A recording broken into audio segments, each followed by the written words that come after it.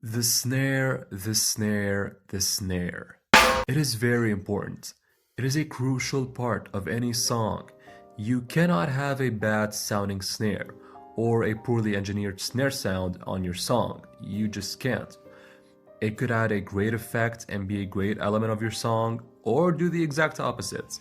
That's because of the upfront role that the snare has. Now, many drummers have had good snare sounds in the studio, some also on stage, but only few have achieved distinct and outstanding ones, or even ones that would become signature sounds. That is why today we're looking at some of the nicest and most ear-pleasing snare sounds of all time. Before we start, this list does not feature everybody's favorite drummer, which a lot of the time is traumatizing to some people. But it's okay, just comment it down and I'll make a part 2 video. Just don't lose your mind if you disagree with the list. It's not worth it. By the way, some legendary drummers who are not featured on this list might have earned their recognition from playing innovatively and becoming very influential pioneers, but didn't necessarily have snare sounds that would become recognizable.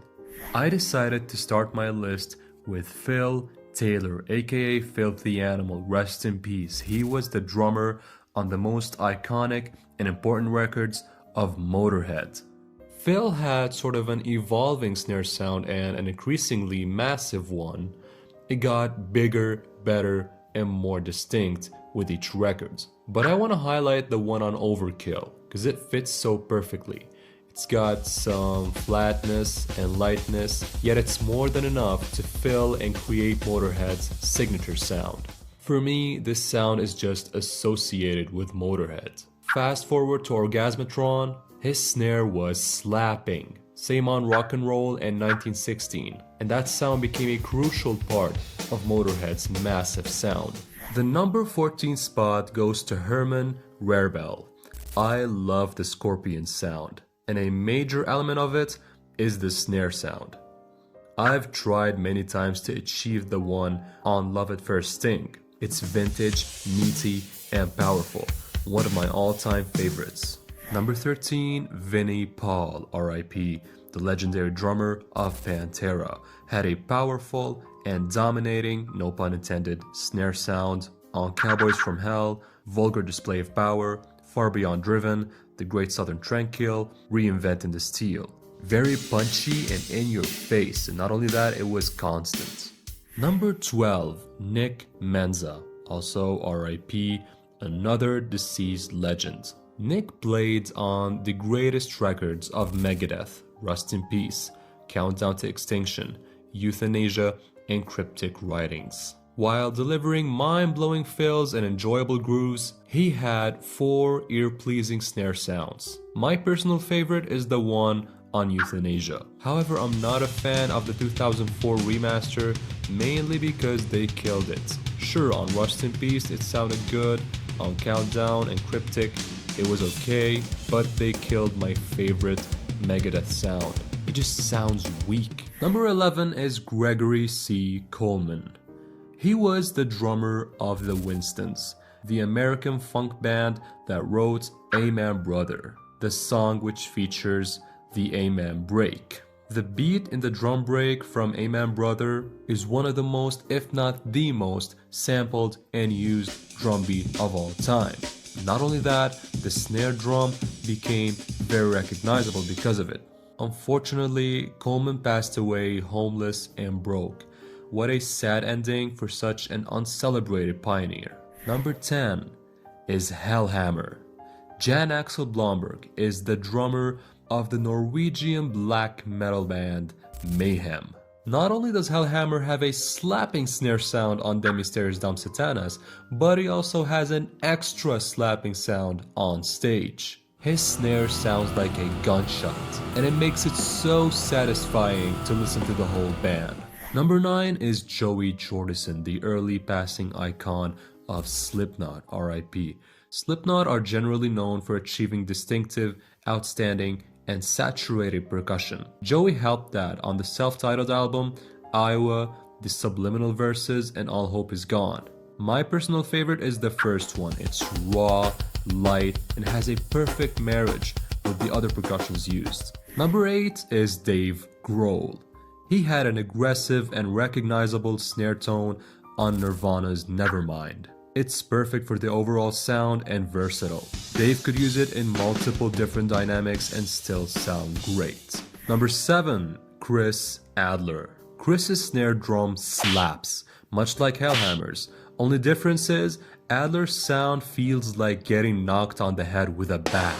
I love the snare on Lamb of God's Sacrament. It's steely, but not too steely.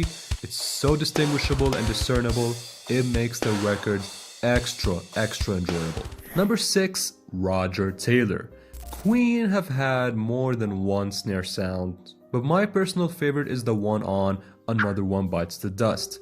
The perfect disco snare sound. Meaty, yet has some lightness. It's not too much, it doesn't bury anything, nor does anything bury it in the mix. It just rips through. Number 5 is Ringo Starr. I think the Beatles' snare sound was always dynamic, there to serve the song. Sometimes it's loud and very audible, other times it's played lightly. My favorite Ringo snare sound is the one on Abbey Road.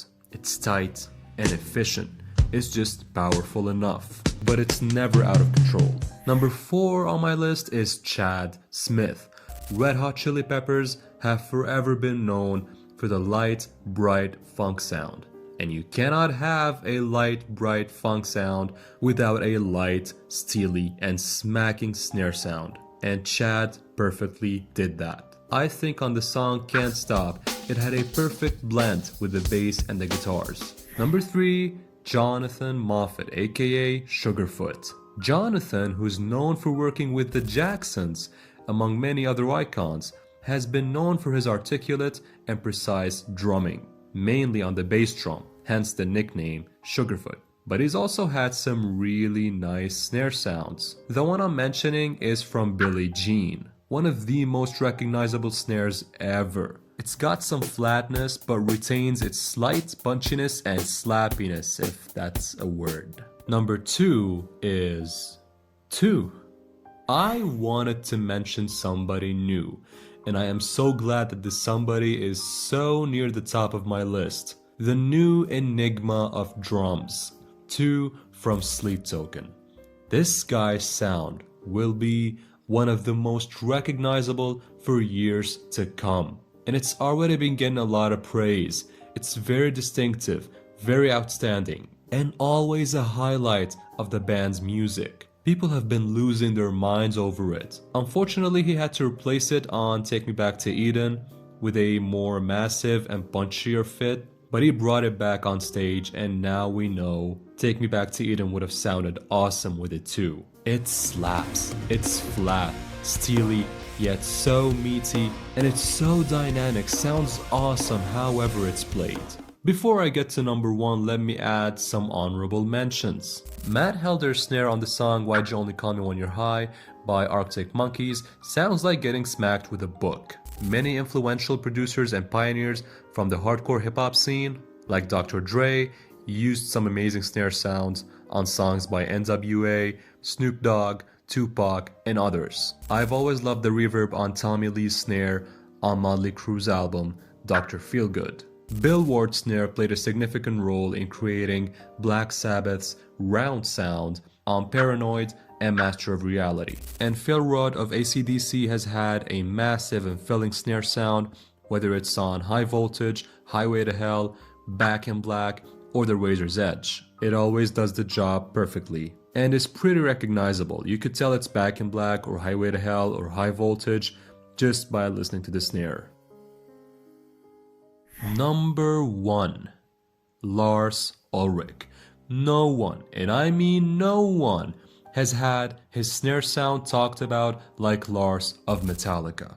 Like they say, owner of the best and worst snare sounds. Is it really bad though? Every Metallica album has had its own distinct snare sound, and each one of them is unique and interesting. It always gets people talking, except the ones on Kill 'Em All, Injustice for All, and Death Magnetic in my personal opinion.